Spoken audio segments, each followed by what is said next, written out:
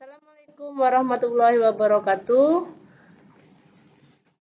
Kita berjumpa kembali di pembelajaran baru, yaitu judulnya Metode Ilmiah dan Keselamatan Kerja di Labor. Tujuan pembelajaran kita hari ini adalah 1. Menyebutkan langkah-langkah metode ilmiah, 2. Menyebutkan alat keselamatan kerja di labor, 3. Menyebutkan simbol keselamatan kerja di labor, yang keempat menyebutkan tujuan keselamatan kerja di labor. Nah, kita masuk ke metode ilmiah. Metode ilmiah adalah langkah kerja yang dilakukan oleh para peneliti dalam menjawab masalah yang ada yang dilakukan secara matematis dan berurutan. Kriteria metode ilmiah meliputi yang pertama, berdasarkan fakta dan bersifat objektif. Di sini, keterangan diperoleh melalui penelitian berupa fakta-fakta, bukan hayalan atau dongeng. Yang kedua, jauh dari pertimbangan subjektif. Maksudnya adalah bebas dari prasangka. Yang ketiga, berdasarkan prinsip-prinsip analisis. Maksudnya, semua masalah itu dicari sebab akibat dan pemecahannya dengan analisis yang logis atau logika. Yang keempat, melalui proses hipotesis. Hipotesis ini untuk memandu cara berpikir ke tujuan yang ingin dicapai sehingga dicapai dengan hasil yang tepat. Yang kelima, berdasarkan teknik kuantitatif, di mana data yang diperoleh dalam proses metode ilmiah. Langkah-langkah metode ilmiah.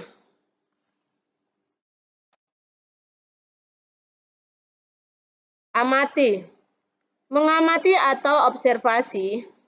Di sini, mengamati digunakan untuk menemukan masalah melalui pengamatan kuantitatif atau kualitatif.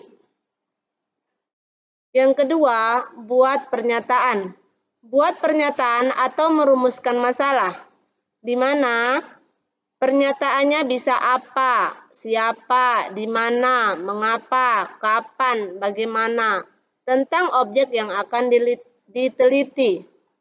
Yang ketiga adalah kumpulan data.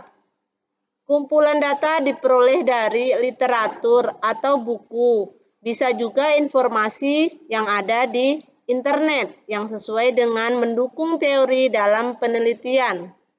Yang keempat, buat hipotesis atau dugaan sementara. Merupakan dugaan sementara tentang masalah yang diselidiki jika setelah diuji. Yang kelima adalah uji hipotesis. Melakukan uji hipotesis atau melakukan percobaan eksperimen. Percobaan atau eksperimen ini dilakukan untuk menguji kebenaran hipotesis. Di sini kita lebih banyak mengumpulkan data dan informasi.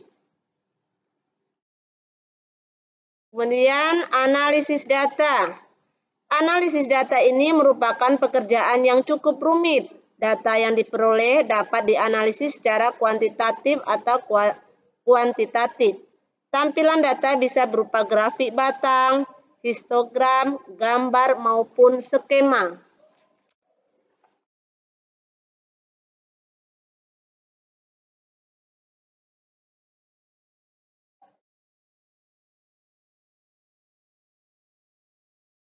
Yang terakhir adalah ambil kesimpulan.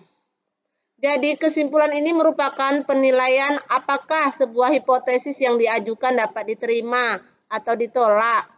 Apabila dalam proses pengajuan terdapat fakta yang cukup mendukung hipotesis, maka hipotesis itu diterima. Sebaliknya, jika dalam proses pengajuan tidak cukup fakta yang mendukung hipotesis, maka hipotesis itu ditolak. Hipotesis yang telah diterima kemudian dianggap menjadi bagian dari pengetahuan ilmiah. Hal ini karena hipotesis memenuhi syarat keilmuan.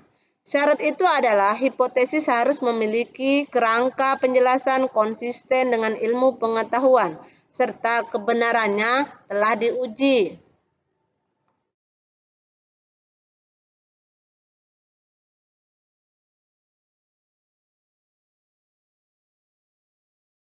Nah, kita masuk ke alat keselamatan kerja di labor. Yang pertama adalah jas laboratorium. Yang kedua adalah sarung tangan tahan panas. Yang ketiga, kacamata pelindung. Yang keempat, lap tahan panas. Yang kelima, kotak P3K. Yang keenam, alat pemadam api. Nah, ini adalah merupakan simbol-simbol keselamatan kerja di lab. Nah, salah satunya tujuan keselamatan kerja di lab. Yang pertama, melindungi praktikan dalam melaksanakan praktek. Yang kedua, menjamin keselamatan setiap orang di lab. Yang ketiga, menjamin sumber-sumber produksi dan peralatan praktek di lab agar tetap aman. Yang keempat, mencegah dan mengurangi kecelakaan di lab. Yang kelima, memberi pertolongan pertama pada kecelakaan.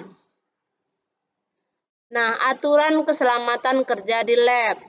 Yang pertama, baca semua petunjuk kegiatan eksperimen. Yang kedua, gunakan alat keselamatan kerja. Jangan melakukan eksperimen tanpa seizin guru. Yang keempat, tidak menggunakan peralatan lab tanpa seizin guru. Yang kelima, tidak makan di lab. Yang keenam, cuci tangan sebelum dan sesudah eksperimen. Yang ketujuh, jaga tangan selalu kering untuk terhindar dari sengatan listrik. Yang kedelapan, jangan mencium bau gas langsung ke mulut tabung. Yang kesembilan, jangan buang zat beracun di sembarang tempat. Yang kesepuluh, bersihkan area kerja dalam eksperimen. Yang kesebelas, kembalikan semua peralatan ke tempat semula. Yang ke-12, padamkan semua pembakar sebelum meninggalkan area kerja. Yang ke-13, selalu berhati-hati dalam menggunakan alat dan bahan laboratorium. Nah, ini perlu didiskusikan bersama temanmu. Dalam pembelajaran fisika, pasti akan melakukan penelitian dengan berbagai alat, termasuk melakukan percobaan di laboratorium. Yang pertama, dari rancangan penelitian yang kalian lakukan, daftarkan hal-hal yang perlu diantisipasi untuk menjaga tingkat keselamatan peneliti itu sendiri. Nah, yang kedua, cobalah daftarkan percobaan fisika yang menggunakan alat apa saja yang memerlukan tingkat antisipasi keselamatan yang tinggi dan bagaimana cara antisipasinya. Nah, ini tugas untuk dibuat di rumah.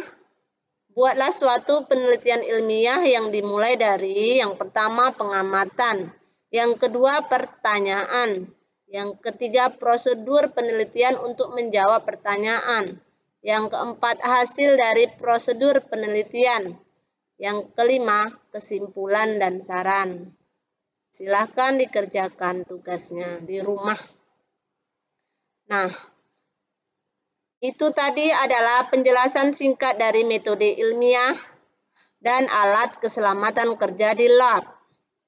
Nah, bagi Ananda yang masih belum paham, silahkan bertanya di kolom komentar. Nah, bagi Ananda yang sudah paham, silahkan bantu jawab pertanyaan teman kalian di kolom komentar. Nah, untuk tugas, silahkan kerjakan di buku PR. Nah, demikianlah pembelajaran kita hari ini.